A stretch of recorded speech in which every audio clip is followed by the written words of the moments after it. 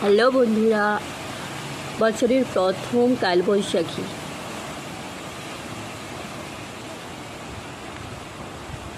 এই সুন্দর মুহূর্তটি তুলে ধরছি আপনাদের সামনে। সত্যি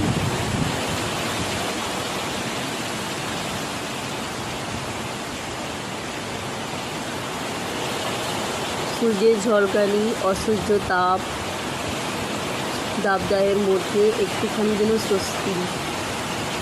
এই কালবৈশাখী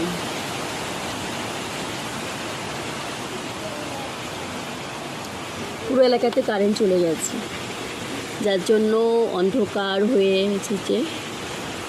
পুরো এলাকাটা অন্ধকার, সেভাবে বোঝা যাচ্ছে না।